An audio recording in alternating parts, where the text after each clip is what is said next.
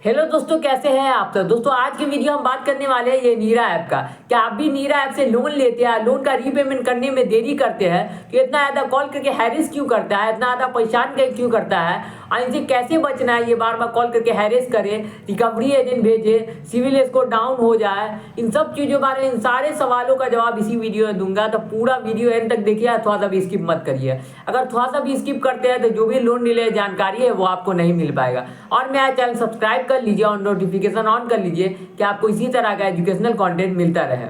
तो चलिए intro start करते हैं।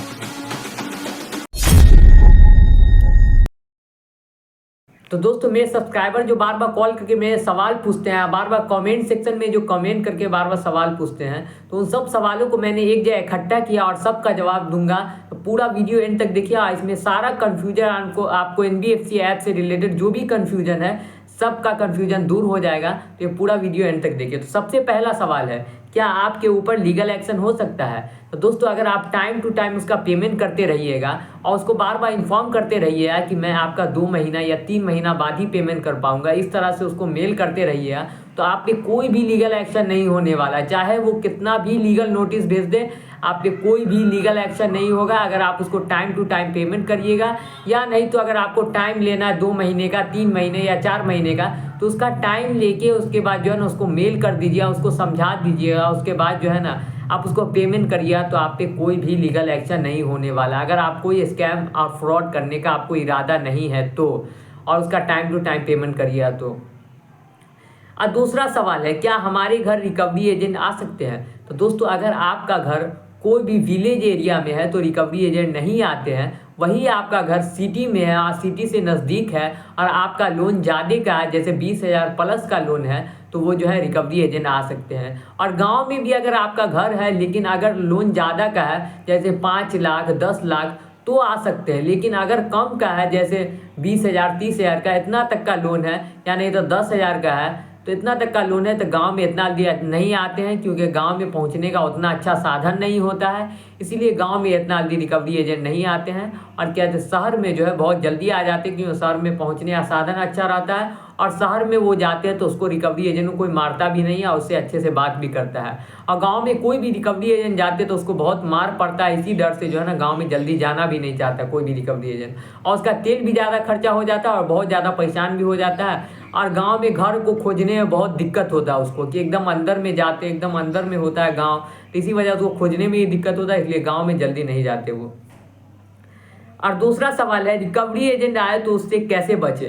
तो दोस्तों कोई भी रिकवरी एजेंट आए और उसके पास कोई भी आइडेंटिटी प्रूफ नहीं रहे, जैसे विजिटिंग लेटर, आईडी कार्ड, ऐसा कोई भी चीज़ नहीं रहे, तो उसी वक्त उसको भगा दीजिए। बोलिए मेरा आपसे कोई भी लेना देना नहीं है, मैं आपसे कोई भी बात नहीं करने वाला हूँ, आप चुपचाप यहाँ से चले जाइए। मेरे जब 2-3 महीना में पैसा आ जाएगा मैं आपका पेमेंट कर दूंगा, वो भी ऑनलाइन डायरेक्ट ऐप से पेमेंट करूँगा। मैं आपको 1 रुपया भी आपके हाथ में नहीं देने वाला हूँ, डायरेक्ट आप ऐसे उसको बोल दीजिए। और चौथा सवाल, क्या सिविल स्कोर कम हो जाए तो क्या करना है। दोस्तों अगर आपका सिविल स्कोर कब कम होता है, जैसे आप बहुत सारे एनबीएफसी ऐप से लोन ले लेते हैं, आपको लोन लेना ही है, ज़्यादा का लोन लेना है, एक ही ऐप से बहुत ज़्यादा लोन ले लीजिए, लेकिन बहुत सारा ऐप से लोन ले लीजिएगा तो आपका सिविल स्कोर ऑब्वियस सी बात है ही कम हो जाएगा। और क्या थे आप सबका उसका पेमेंट करने में दिक्कत होगा, जैसे 6-7 ऐप से ले लिए 5-5 हज़ार का, 6-6 हज़ार का, तो इस तरह से सबसे इंटरेस्ट भी बहुत ज़्यादा लगेगा और आपका सिविल स्कोर भी बहुत ज़्यादा डाउन हो जाएगा। तो अगर आपको लोन भी लेना है तो बस एक ही ऐप से बहुत ज़्यादा लोन ले लीजिए।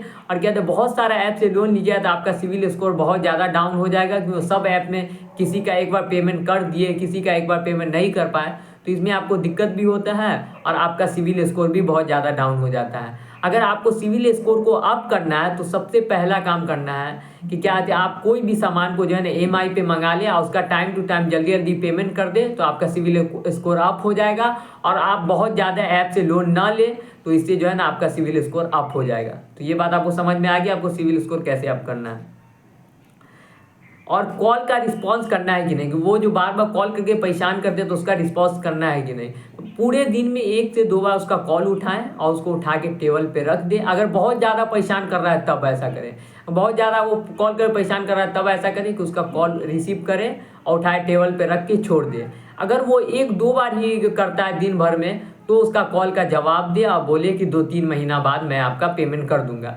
लेकिन अगर कोई बदतमीजी करता है, बार बार कॉल करके हैरेस करता है, तो उसका जो है ना कॉल उठाएं, टेबल पे उठा के रख के छोड़ दें, बस यही करना है आपको। क्या हमारे ऊपर FIR हो सकता है? दोस्तों आपके ऊपर कोई भी FIR नहीं होगा, कोई भी कोर्ट केस नहीं होगा, अगर आप टाइम टू टाइम पेमेंट करिएगा। हम आपको बार बार यही बात बोल रहे हैं, 2-3 महीना टाइम ले भी सकते हैं, 4 महीना, लेकिन आपको उसको मेल कर देना है, बता देना है, और आपके पास कोई प्रूफ रहना चाहिए। क्या नहीं तो प्रूफ नहीं भी है तब भी आप उसको बता सकते हैं कि अभी जो है ना मेरा फाइनेंशियल कंडीशन ठीक नहीं है या मेरा हेल्थ इश्यू नहीं है। अगर आपके पास कोई भी कैसा कागज़ है या कुछ है तो उसको भेज सकते हैं कि इस कारण से मैं आपका पेमेंट नहीं कर पा रहा हूँ। दोस्तों मेरा सेटलमेंट हो सकता है कि नहीं, और सेटलमेंट करना अच्छा ऑप्शन होता है कि नहीं। तो दोस्तों अगर आप सेटलमेंट करना चाहते हैं तो आप 5-6 महीना का टाइम ले लीजिए, 5-6 महीना डिफ़ॉल्ट करिए, तब जाके आपका सेटलमेंट होता है। उसमें कंपनी ऑफर भी अच्छा देता है अगर आप 5-6 महीना बाद पेमेंट कर दे तो। अगर आप जल्दी से अभी लोन लिया, डायरेक्ट बोलिए उसको सेटलमेंट करने को, तो कोई भी कंपनी सेटलमेंट नहीं करेगा।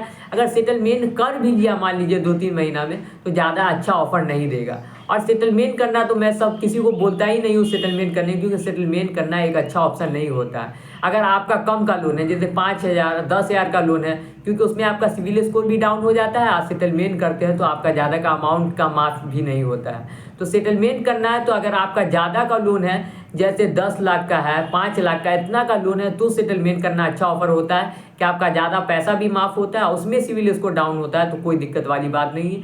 लेकिन कम का लोन लेके अगर आप सेटलमेंट करते हैं तो ये अच्छा ऑफर नहीं होता है, अच्छा बात नहीं होता, क्योंकि इसमें पैसा भी आपका थोड़ा सा ही माफ़ होता है और आपका सिविल स्कोर बहुत ज़्यादा डाउन हो जाता है। तो दोस्तों ये वीडियो अच्छा लगा तो मेरा चैनल सब्सक्राइब कर लीजिए और नोटिफिकेशन ऑन कर लीजिए कि आपको इसी तरह का एजुकेशनल कंटेंट मिलता रहे। तो बाय दोस्तों।